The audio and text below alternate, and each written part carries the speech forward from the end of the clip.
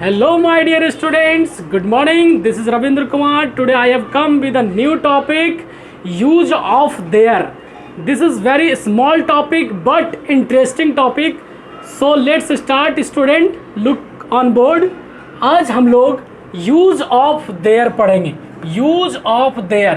वैसे तो हम सब जानते हैं कि there का हिंदी मीनिंग होता है वहाँ, देयर का हिंदी मीनिंग होता है वहाँ, लेकिन देयर का इस्तेमाल कहीं और भी करते हैं क्या?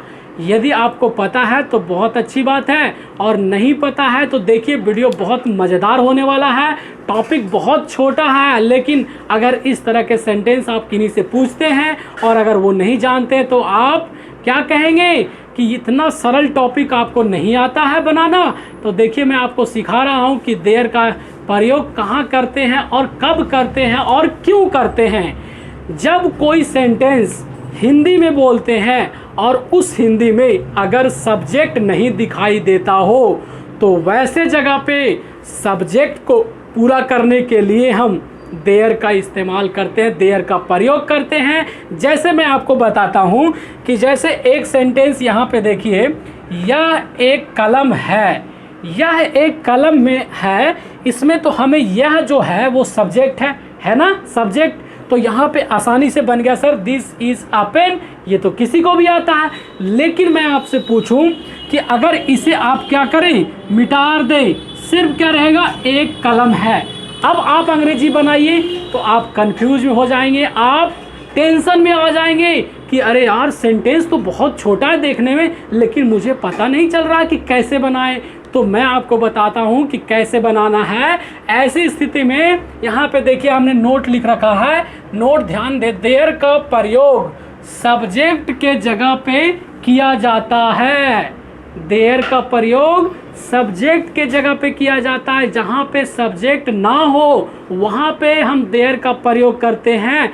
हालांकि वैसे तो करते ही हैं वहाँ को, जैसे मैं बोलूँ कि यह कलम वहाँ है तो वहाँ पे तो देयर, वहाँ का अंग्रेजी तो देयर प्रयोग करते हैं। लेकिन उसके अलावा जब आपको हिंदी वाक्य में सब्जेक्ट नहीं दिखता हो तो वहाँ पे आपको अंग्रेजी में सब्जेक्ट को फुलफिल करने के लिए, सेंटेंस को कंप्लीट करने के लिए देयर का प्रयोग करते हैं। तो जैसा कि ये एग्जाम्पल हमने बताया, इससे आपको पूरे के पूरे समझ में आ गया होगा। अब देखिए वाक्य, सेंटेंस किस टाइप के रहेगा। जैसे एक कलम है, तो एक कलम है, इसमें सब्जेक्ट नहीं है, तो सब्जेक्ट नहीं है तो अंग्रेजी में आपको सब्जेक्ट देयर लगा देना है। उसके बाद लास्ट में क्या है। और एक कलम है मतलब कि एक वचन है। एक वचन कहने का मतलब क्या है, सिंगुलर नॉन है, और सिंगुलर नॉन है तो क्या होगा, इज लगेगा। तो देयर इज, और एक का अंग्रेजी यहाँ पे वन नहीं लिखना है, आपको क्या लिखना है, आ लिखना है। क्योंकि कभी भी ट्रांसलेशन बनाते हैं, अंग्रेजी बोलते हैं तो एक को अंग्रेजी में आ ही बोला जाता है, वन नहीं बोलते हैं, ठीक है। तो आपको क्या बन गया, there is a pen. Second example देखिए, दो लड़के हैं, दो लड़के हैं मतलब कि एक से दो हो गया, मतलब कि वो बहुवचन हो गया। बहुवचन कहने का मतलब है कि सिंगुलर नंबर से प्लूरल नंबर में बदल गया वो। और जब ऐसा हो जाता है, एक से ज़्यादा हो जाता हो, तो फिर आपको इज ना लगा करके क्या लगाना है, आर लगाना है। और दो लड़के हैं, दो को अंग्रेजी में क्या बोलेंगे, टू, और लड़के को अंग्रेजी में बोलते हैं, लड़के को अंग्रेजी में बोलते हैं बॉय। लेकिन अगर एक वचन से ज़्यादा बहुवचन में हो, प्लूरल नंबर में हो, तो उसमें एस या ईएस लग जाता है। तो बॉय में क्या लग गया, एस लग गया, तो वो क्या बन गया, बॉयज बन गया। तो कंप्लीट सेंटेंस क्या हो गया, there are two boys. I hope आपको समझ में आ रहा होगा। थर्ड एग्जाम्पल देखिए, चार लड़कियां हैं, चार लड़कियां हैं, तो यहाँ पे देयर, उसके बाद इज नहीं लगेगा, क्यों, क्योंकि एक से ज़्यादा है तो आर लगेगा। और चार को अंग्रेजी में क्या कहते हैं, फोर, FOUR।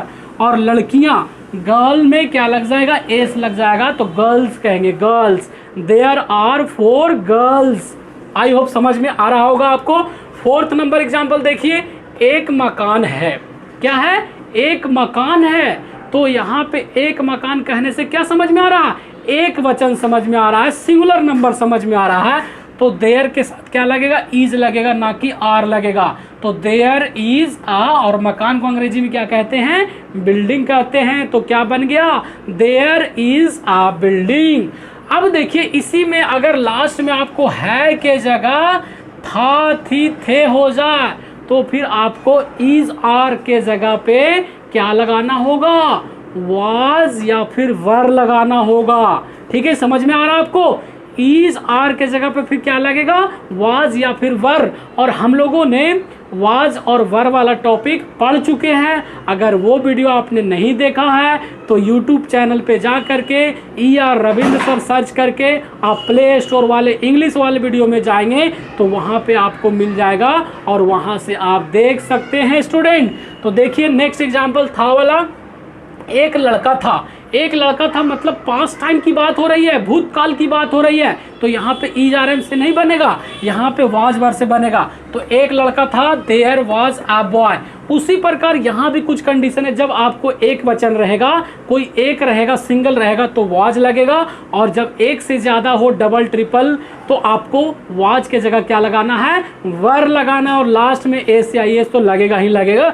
जैसे लास्ट एग्जाम्पल में देखिए, दो घर थे मतलब एक से ज्यादा है, तो यहाँ पे क्या लगेगा, देयर के बाद वाज ना लगा करके वर लगाएंगे, WERE, देयर वर, और दो को अंग्रेजी में टू बोलेंगे, और घर को अंग्रेजी में हाउस। तो यहाँ पे क्या लग गया, हाउसेस, क्योंकि बहुवचन होने के कारण, प्लुरल नंबर होने के कारण यहाँ पे हाउस न लग के क्या लग गया, हाउसेस लग गया। आई होप आज का जो टॉपिक था बहुत ही छोटा टॉपिक था लेकिन बहुत ही मज़ेदार टॉपिक था, क्योंकि अक्सर unfortunately when you ask some people then that people do not reply at the time.